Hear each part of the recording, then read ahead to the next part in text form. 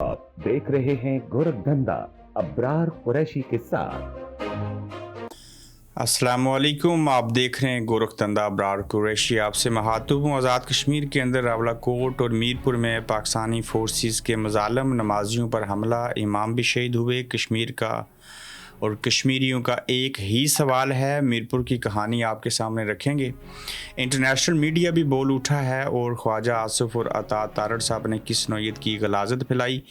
Air force के pilot जो हैं उज़ैर, उनके वालिद की शहादत रावलाकोट में कैसे हुई, ये बातें भी आज के ब्लॉग में आपके सामने रखेंगे। सस्ती फ्लाइट से टिकट बुक करें निहायत कम कीमत पे।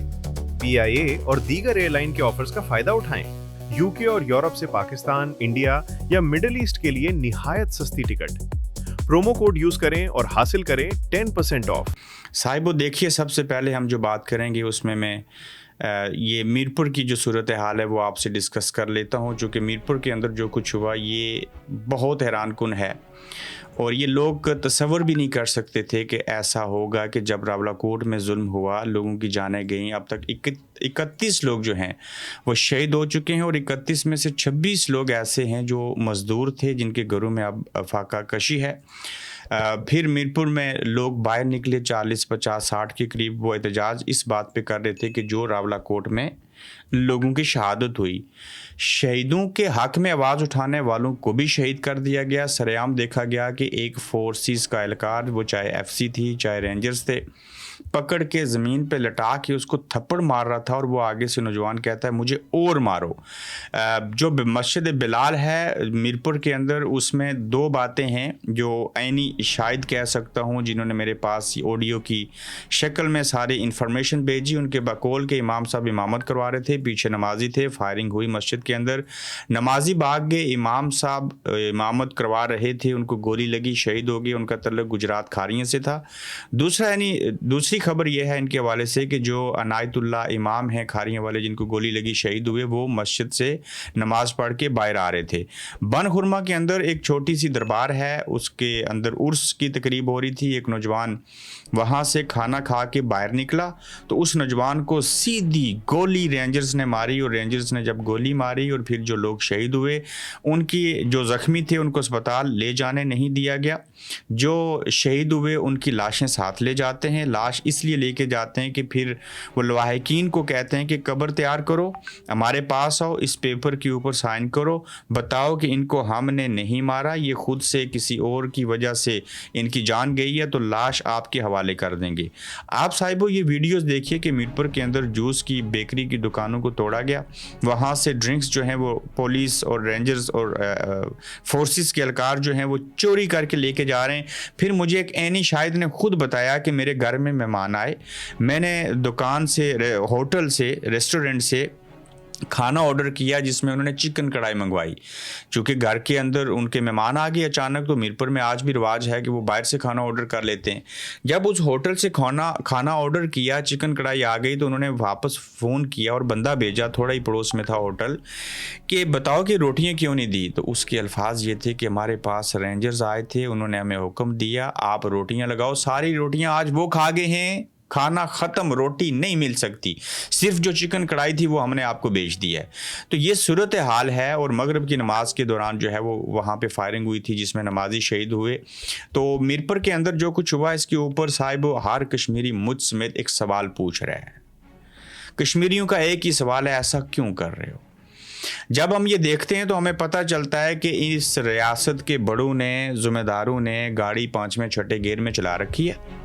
गाड़ी को स्पीड से चलाए जा रहे हैं, इतनी तेज़ चल रही है गाड़ी के आगे वाले डर जाते हैं कि कहीं गाड़ी कुचल ना दे। मिसाल दे रहा हूँ, पीछे गाड़ी के लोग भाग रहे हैं और उनको ख़तरा है गाड़ी चलाने वालों को तेज़, कि अगर हमने स्लो गियर में चलाई तो कहीं ऐसे ना हो जाए कि लोग गाड़ी को पकड़ लें, दबोच लें, जला दें, मार दें, गर्क कर दें। तो लिहाजा ये जो गाड़ी चल रही है जिसकी वजह से आगे वालों को भी खौफ है, इस खौफ को बरकरार रखो। कश्मीरी एक बहाना मिल गए हैं, इनको मारते जाओ, भले बेगुनाह हूँ, जो भी हो, आवाज़ उठाने के ऊपर।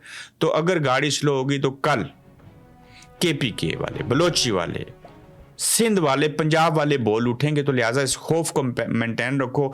ये जो कश्मीरी पूछते हैं ना, ये क्यों हो रहा है, इस क्यों का जवाब मुझे ये नज़र आता है। साहिबो, एक वक्त था कि जब کہا گیا یہ تو بلوچوں کا معاملہ ہے, بلوچی مرتے رہے شہید ہوتے رہے, کوئی نہ بولا. پختونوں کا نمبر لگا, پختون مرتے رہے شہید ہوتے رہے, کوئی نہ بولا. کیوں کہ یہ ہماری جنگ نہیں ہے. پنجابیوں کی باری آئی, پھر سیاستدانوں کی باری آئی, پھر عمران خان کی باری آئی, اب کشمیریوں کی باری ہے, اور اگر اب بھی نہیں بولو گے تو باری باری سب مارے جاؤ گے. یہ جنگ جس دن آپ نے سوچ لیا کہ ہماری ہے اس کی نہیں ہے, تو پھر حالات بہتر ہو سکتے ہیں. باصورت دیگر آپ کو ایک ایک کر کے کشمیریوں کی طرح, سندھیوں کی طرح, پنجابیوں کی طرح, بلوچوں کی طرح, پختونوں کی طرح کچلا جائے گا, اور سیاستدانوں کی طرح.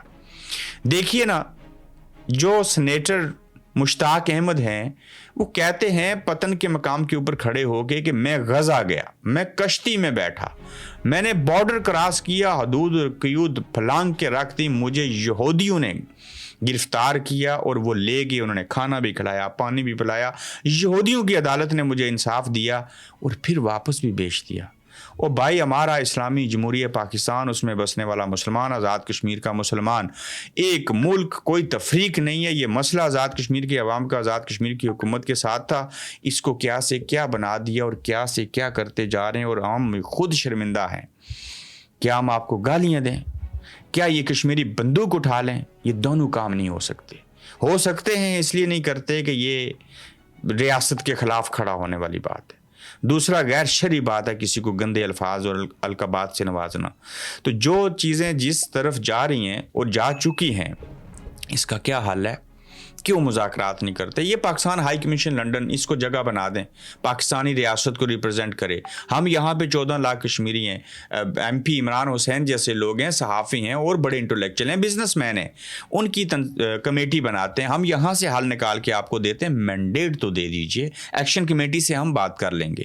بلکہ اگر ایکشن کمیٹی والے ہمیں سن رہے ہیں, میری عمر نذیر کشمیری صاحب سے درخواست ہوگی, میں چاہوں گا کہ ان کے ساتھ دوبارہ سے کسی طریقے سے رابطہ ہو سکے. کچھ بات چیت کیجیے, بات کو آگے بڑھائیے, اپنی چیزیں ہمیں لکھ کے بھیجیے خدا را, اور ان چیزوں کو ہم سامنے رکھیں, اس کو دوسری طرف بھیجیں. اس میں سے کتنی وہ مان سکتے ہیں, کتنی مانی جا سکتی ہیں, کیا چیزیں ہو سکتی ہیں, کچھ تھنک ٹینک بنائے جائیں, اس مسئلے کا حل نکالا جائے. اینڈ آف دی ڈے ہم یا وہ 1 سال لڑتے رہیں.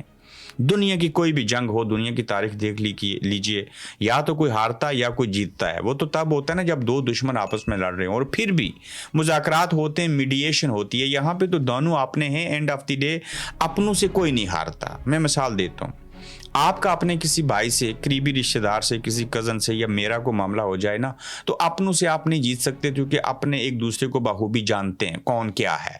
یہاں پہ بھی معاملہ وہی ہے. یہ کشمیری بھی اپنے ہیں, یہ پاکستانی بھی اپنے ہیں. اور جس طریقے سے یہ رینجرز اور فورسز نے میرپور کے اندر اور راولاکوٹ کے اندر مارا, آپ سوچ بھی نہیں سکتے. آپ کو پتہ ہے رینجرز اور ایف سی کی گولی سے ایئر فورس کے پائلٹ جنہوں نے 2 جنگوں کے اندر بڑا اہم کردار ادا کیا, عزیر جو اس وقت ایئر فورس سرگودا میں ہیں, جن کا تعلق راولاکوٹ سے ہے, ان کے والد جو ٹیچر تھے سردار عزیز صاحب, وہ شہید ہوئے. ایک پائلٹ, ایئر فورس کے پائلٹ کے ابا کو شہید کیا, رینجرز نے گولی ماری, جان بوجھ کے ماری, کیسے ماری, کیا ہوا. عمیر جو ہیں, عزیر ایئر فورس کے پائلٹ کے چھوٹے بھائی, موٹر سائیکل کے اوپر اپنے والد کو, وہ اپنی سالی کے گھر جا رہے تھے راولاکوٹ, انہیں گولی لگی ٹانگ کے اندر, عمیر کو گولی لگی, اور 4 گھنٹے سردار عزیز صاحب سابق جو ٹیچر تھے وہ وہاں پہ پڑے رہے. ایئر فورس کے پائلٹ کے بیٹے جس نے 2 جنگیں لڑی, جیٹ طیارے, جنگی طیارے اڑائے, تو پھر کیا ہوا کہ وہ 4 گھنٹے پڑے رہے, بہت زیادہ بلیڈنگ ہوئی, وہ شہید ہو گئے, ان کی ڈیتھ ہو گئی. اب یہ معاملہ تھا کہ ان کی میت کو اسلام آباد یا کہیں ہیلی سے لے کے جائیں, تو بتایا گیا جی نہیں لے کے جا سکتے, کہیں سے کوئی گولی مارے تو ہیلی نیچے نہ آ جائے, کہیں پائلٹ ہی نہ چلا جائے.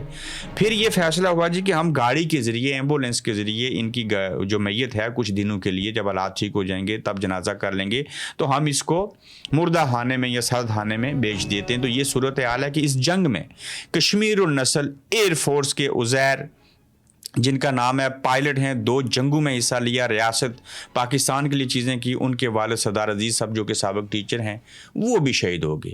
کتنے لوگوں کی جان لوگے. اینڈ آف دی ڈے جانے دے کے کیا ہم کوئی کشمیر آزاد کروانے لگے ہیں؟ کیا ہم کو بھارت سے آزادی چاہتے ہیں؟ میں نے ایک جملہ لکھا کہ پاکستانی فورسز کے کشمیر کے اندر مظالم. میں اور کیا لکھوں؟ یہ جملہ ہم لکھتے تھے بھارتی فورسز کے مقبوضہ کشمیر کے اندر مظالم. ہم دل کے اوپر پتھر رکھ کے یہ بات لکھتے ہیں. تو فورسز پاکستان کی ہے نا, مظالم ہی کر رہے ہیں نا, تو پھر یہی کہیں گے نا, اور کیا کریں. اور ہم کر ہی کیا سکتے ہیں؟ ہم آپ کو انفارمیشن دے سکتے ہیں, ریئلسٹک بن کے ریالٹی بتا سکتے ہیں, حالات اور واقعات سے باخبر رکھ سکتے ہیں. اگر کسی کے ہاں کوئی انا ہے, کوئی ضد ہے, تو وہاں میں کیا کر سکتا ہوں؟ کوئی اور کیا کر سکتا ہے؟ کیا ان لوگوں نے آگے سے بندوق اٹھا کے کسی کو مارا؟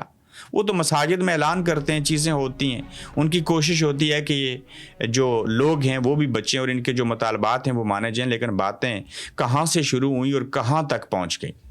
تو پھر کشمیریوں کا ایک ہی سوال ہے کہ یہ کیوں کر رہے ہو؟ اس کیوں کا کوئی جواب دے گا انٹرنیشنل میڈیا. دیکھیے الجزیرہ نے, ہم مشکور ہیں ان کی, انہوں نے خبر چلائی, اس سٹوری کو 6 دفعہ ایک دن میں چلایا. پہلی 3 ہیڈ لائنز میں چلاتے رہے. میرپور کی ویڈیو انہوں نے پلے کی جو کہ آپ یہاں پہ دیکھ سکتے ہیں. پھر اس کو دا گارڈین جو ہے یو کے کا بہت بڑا اخبار, اس نے چھاپا. پھر نیو یارک ٹائمز نے اس کے اوپر بات کی. کچھ ہیومن رائٹس کی تنظیمیں ہیں وہ بولنا شروع ہوئی ہیں. ممبر آف پارلیمنٹیرین جو یو کے ہیں وہ بھی اس کے اوپر آواز اٹھا رہے ہیں, اور کوشش یہ کی جا رہی ہے کہ کسی طریقے سے جو انٹرنیشنل میڈیا ہے اس تک باتیں پہنچیں اور ساری چیزیں جو ہے وہ سامنے آئیں. اور میرپور کی میں نے بڑی تھوڑی کہانی آپ کو صاحبو بتائی ہے, میں بہت کچھ اور بھی جانتا ہوں, لیکن وقت کی بھی قلت ہے. لیکن جو کچھ میرپور کے اندر ہوا میرے خیال سے اس کے اوپر کوئی جسٹیفیکیشن نہیں ہے. میں دیکھ رہا تھا بیڈ فورڈ سے لیبر پارٹی کے ممبر آف پارلیمنٹ محمد یاسین ہیں, انہوں نے بھی ایک ویڈیو بنائی, ایک پٹیشن, ایک لیٹر لکھا, وہ بھی اس کے اوپر آواز اٹھا رہے ہیں. تو آواز ہی تو اٹھائی جا سکتی ہے نا. کشمیری بھی تو آواز اٹھا کے اپنے جائز یا جو بھی حقوق ہیں اس کے لیے بات کر رہے تھے, لیکن گولی تو کسی مسئلے کا حل نہیں ہے. لیکن میں نے وہ گاڑی والی مثال دے دی جو 5ویں 6ٹھے گیئر میں چل رہی ہے, اسے رکنا نہیں دینا چاہتے. کیوں؟ اس کیوں کا جواب اور سن لیجئے. دیکھیں 5 اگست کو پاکستان تحریک انصاف جلسہ کرے گی, اس میں وہ لائے عمل دیں گے. لائے عمل میں ایک نقطہ یہ ہے کہ سہیل افریدی صاحب بھی 9 اگست کو لانگ مارچ کی کال دیں گے. 2 اگست کو آزاد کشمیر کے اندر جو ہے وہ مظفر آباد ڈویژن میں اور ماجرین سیٹوں میں الیکشن ہونے. 10 اگست کو پونچھ ڈویژن میں جہاں راولہ کوٹ ساری جگہ ہیں وہاں پہ الیکشن ہونے, ادھر سے بھی لانگ مارچ ہوگا. یہ بھی لانگ مارچ کرتے جائیں گے. تو پھر آپ کس طرف جائیں گے؟ کہاں کہاں پہ کس کس کو کنٹرول کریں گے؟ تو لہٰذا کشمیریوں کو مار کے ان کو کنٹرول کر کے غیرت مند اور دلیر کشمیریوں کو آپ یہ متھ ہی ایگزامپل سیٹ کرنا چاہ رہے ہیں. خبردار پاکستان والوں, آپ نے بھی باہر نکلنا. دیکھو مرید کے ہو, 26 نومبر ہو, کوئی بھی عمل ہو, ہم سیدھی گولی ماریں گے. دنیا پوری کے اندر کوئی ریاست, کوئی فورسز اپنے عوام کو گولی نہیں مارتے. کاکروچ پارٹی نے احتجاج کیا, ایک شخص کی جان نہیں گئی, 1 لاکھ سے زائد لوگ تھے. لیکن ہمارا بے شرم اور بغیرت پاکستانی میڈیا ان کاکروچ پارٹی کے نوجوانوں کی سپورٹ کر رہا تھا, جو مودی ہیں ان کے اوپر تنقید کر رہا تھا. لیکن یہ جو کچھ آزاد کشمیر میں ہو رہا ہے اس کے اوپر جوں تک نہیں رہیں گی ان کے سر کے اوپر. تو ہے نا دورہ معیار نہیں, اس کو منافقت کہا کرتے ہیں. دوسری جانب لالے پڑے ہیں جناب ان کو. دیکھیے دنیا جاگ اٹھی. ایمنسٹی انٹرنیشنل ساؤتھ ایشیا نے کشمیر میں جاری مظالم اور بربریت پر نوٹس لیا ہے. کہتے ہیں کہ کشمیر میں میڈیا کو ایکسیس دیے جانے کا مطالبہ کیا گیا اس کے اندر, اور کہتے ہیں کہ یہ جو بلیک آؤٹ ہے اس کو ختم کیا جائے. یہ مطالبہ ہے انٹرنیشنل میڈیا کو آزاد کشمیر میں جانے دیں تاکہ وہ کوریج کریں. اور BBC پہلے سے ورکنگ کر رہا ہے, اور الجزیرہ نے رپورٹ چلائی, دی گارڈین اور نیو یارک پوسٹ جس کا میں نے آپ کے سامنے ذکر کیا, کشمیر کے حالات بیان کیے ہیں. اور پاکستانی صحافی احمد میر اور کچھ دیگر پہلے سے بھی بول رہے تھے. کل وسعت اللہ نے طویل پروگرام کیا, جیو سے شہزاد اقبال زبردست قسم کے بولے, دی ڈان کے ہیں وسعت اللہ میرے خیال سے. سینیٹر مشتاق نے انٹری پوائنٹ پر دھرنا دیا. مختصر یہ کہ دنیا کشمیر کے حالات پر بول اٹھی ہے اور اب ظلم کرنے والے منہ چھپاتے پھریں گے, اور یہ کشمیری سرنڈر نہیں کریں گے. یہ میری بات آپ یہ یاد رکھنی ہے. میں نہیں کہتا کوئی بھی سرنڈر کرے, فیس سیونگ ملے. بھائی جو ریالٹی ہے اس کو سامنے رکھو, جو جائز باتیں ہیں وہ پیش کی جائیں ایکشن کمیٹی کی طرف سے, جو پیش کی گئی ہیں ان کو مانو, آگے بڑھو. نئے الیکشن, نئی اسمبلی, نئی حکومت, نئی چیزیں ہو جائیں گی. یہ کیا آپ نے اس کو پتہ نہیں کون سا مسئلہ بنا دیا. پیپلز پارٹی کا دھاندلی کے اوپر رونا دھونا ہے. بلاول صاحب تقریر کر رہے ہیں, پاکستان میں ایک ساتھ بیٹھے ہیں, آزاد کشمیر میں ایک دوسرے کے خلاف الیکشن لڑ رہے ہیں. تو اب اطلاعات ہیں کہ مظفر آباد اور پونچھ کے الیکشن میں پیپلز پارٹی بائیک آؤٹ کر سکتی ہے. تو یہ اقتدار کی جنگ مگر ان کی آپس کی رسا کشی ہے, اور کشمیریوں کو بھرپور جو ہے وہ یعنی کہ استعمال ہی ہو رہے ہیں ہر جگہ کے اوپر. اب بلاول صاحب, میں آپ کو صاحب ریالٹی بتاتا ہوں. آزاد کشمیر کے اندر 24 سیٹیں لے جائے گی مہاجرین کی سیٹوں سمیت مسلم لیگ نون. 3 ہوتی ہیں اسپیشل, وہ ٹیکنوکریٹ کی سیٹیں, اسپیشل سیٹیں ٹوٹل 6 ہوتی ہیں, جس میں علماء مشائخ کی ہے, جس میں ٹیکنوکریٹ ہے, جس میں خواتین کی سیٹیں ہیں. وہ حکومت آرام سے بنا لیں گے. اب ان کو پتہ ہے کہ میرپور ڈویژن کے الیکشن ہوئے ہیں, 4 پیپلز پارٹی نے سیٹیں جیتی ہیں, 9 نو لیگ نے جیتی ہیں. تو آگے ہم ہار جائیں گے, تو لہٰذا الیکشن کا بائیکاٹ کرو, کسی کے اوپر پریشر ڈالو, اور جیسے کے پی کے اپنے گلگت بلتستان میں پیپلز پارٹی کی حکومت نہیں بنتی تھی, آزاد امیدوار دے کے وہاں حکومت ملی, تو اب ان کی کوشش ہے یہاں پہ بھی حکومت مل جائے. تو سیاستدانوں کو آج بھی حکومت لینے دینے گرانے بنانے کی فکر پڑی ہے. یہ چڑھوئی کی بات کرتے ہیں, پریس کانفرنس میں نے دیکھی کہ دھاندلی ہوئی, نون لیگ نے بھی ٹھپے لگائے, پیپلز پارٹی نے اس سے زیادہ ٹھپے لگائے, جس کی جتنی کوشش تھی سب نے ٹھپے لگائے. اس حلقے میں آپ 5 بار الیکشن کروا لو, 10 بار گنتی کروا لو, پھر بھی یہی نتیجہ آئے گا. وہ ویڈیو ہیں, سب لوگوں نے اپنی, میں کبھی وقت آئے گا تو بتاؤں گا رینجرز کس کے گھر ٹھہرے تھے, کون کس کے ساتھ کیا کھانے کھلا رہا تھا, کون کس کو فون کر کے کہاں پہ بیگ بھر کے بھیج رہا تھا. تو میں تو وہاں کا ایک طرح سے نہیں شاہد ہوں, جو کچھ وہاں پہ حالات اور واقعات ہم نے دیکھے. تو آپ پیپلز پارٹی والوں کو ہار کا جو ڈر ہے اس کو وجہ بنا کے پتہ نہیں کیا کیا کر رہے ہیں. آج 29 جولائی ہے, آج اسمبلی کا اجلاس ہونا تھا.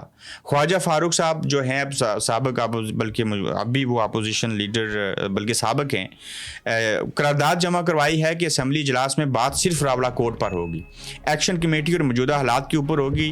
سینیٹر کمران مرتضیٰ نے سینٹ میں قرارداد جمع کروائی ہے کہ کشمیر کے حالات پر فوری اجلاس طلب کریں, لیکن وہاں پہ بھی اجلاس ابھی تک طلب نہیں ہوا.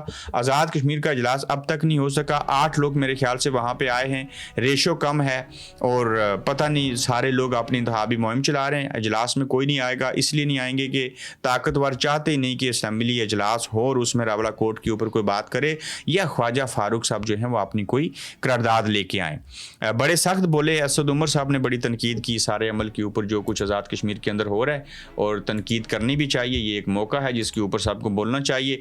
تو اس کی بات کرنے کے بعد میں آتا ہوں خواجہ آصف اور جو دوسرے صاحب ہیں عطا تارڑ صاحب, وہ کیا بکواس کر رہے ہیں. اگر اس کے اندر آپ دیکھیں تو عالمی میڈیا کشمیر میں ہلاکتوں کی رپورٹ دے رہا ہے.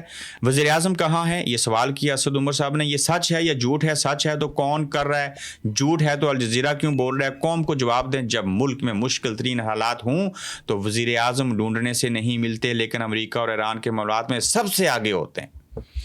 اب دیکھیں عطا تارڑ صاحب کہہ رہے ہیں کہ راولہ کوٹ میں 6 لاکھ ووٹ تھے اور وہاں پہ اتنا ٹرن آؤٹ ہوا. بے شرم انسان, آپ وزیر اطلاعات ہو اسلامی جمہوریہ پاکستان کے, اتنی بڑی پارلیمنٹ کے, تمہیں یہ نہیں پتا کہ راولہ کوٹ میں ابھی الیکشن ہی نہیں ہوئے. کہاں میرپور ڈویژن میں تو راولہ کوٹ آتا ہی نہیں, اور جو کچھ رٹا کے آپ کو دیا جاتا ہے, لکھ کے دیا جاتا ہے, وہ آ کے بکواس کر دیتے ہو. خواجہ آصف کی سٹیٹمنٹ آپ دیکھیں, خواجہ آصف نے کہا کہ کشمیریوں سے بات نہیں کریں گے. اچھا جی, ہم انہیں ہندوستان کی صف میں دیکھتے ہیں, ٹھیک ہو گیا. عطا تارڑ پریس کانفرنس کی اور کہا کہ عوام نے انہیں مسترد کر دیا. راولہ کوٹ میں الیکشن ہوئے اور 6 لاکھ لوگوں نے ووٹ دیا. بھائی کہاں الیکشن ہوئے, ابھی ہوئے ہی نہیں. تو خواجہ آصف صاحب اگر یہ کشمیری جو ہیں یہ بھارت کی صف میں کھڑے ہیں نا, تو آپ پھر یہودیوں کی, اسرائیل کی صف میں کھڑے ہیں, یہی کہہ سکتے ہیں ہم. دوسری جانب آزاد کشمیر بھر کے سیاستدان خاموش تماشائی بنے بیٹھے ہیں, اور فیصل راٹھور نے کل ٹویٹ کر کے کہا ہے کہ یہ بلوائی ہیں. کیا ہو سکتا ہے یہاں پہ؟ آپ اسی عوام کی وجہ سے وزیر اعظم ہیں, ایم ایل اے ہیں, اسی عوام کی وجہ سے ساری رونقیں ہیں. اگر اسی عوام کے ساتھ ہی سیاستدانوں آپ کھڑے نہیں ہوں گے تو پھر یہ بھی آپ کے ساتھ کھڑے نہیں ہوں گے. یہ لمبی سزا آپ لوگ کاٹو گے. انہی کے ساتھ مذاکرات کرتے رہے, ساری چیزیں کرتے رہے, بعد میں قلعدم قرار دے دیا. آپ کہتے ہیں بھارت کی صفوں میں یہ لوگ کھڑے ہیں. اگر یہ کب پتہ چلا ہے آپ کو کہ یہ بھارت کے ایجنٹ ہیں؟ کیوں قلعدم قرار دیا آپ نے ان لوگوں کو؟ پہلے یہی لوگ اچھے تھے نا جن کے ساتھ مذاکرات کرتے تھے, باتیں مانی ہیں, آپ نے امپلیمنٹ نہیں کیا. تو اگر یہ برے تھے تو ان کے ساتھ بیٹھے کیوں؟ برے تھے تو مذاکرات کیوں کیے؟ اگر برے تھے تو وعدے کیوں کیے؟ آج آپ کو لگتا ہے کہ یہ سارے لوگ برے ہیں, کل یہ سارے لوگ آپ کے لیے ٹھیک تھے. پل میں تولا پل میں ماسا, یہ کیا ہے؟ صاحب وہ اپنا خیال رکھیے گا, اپنا فیڈ بیک دیجیے گا, تو جلد انشاءاللہ آپ سے پھر ملیں گے.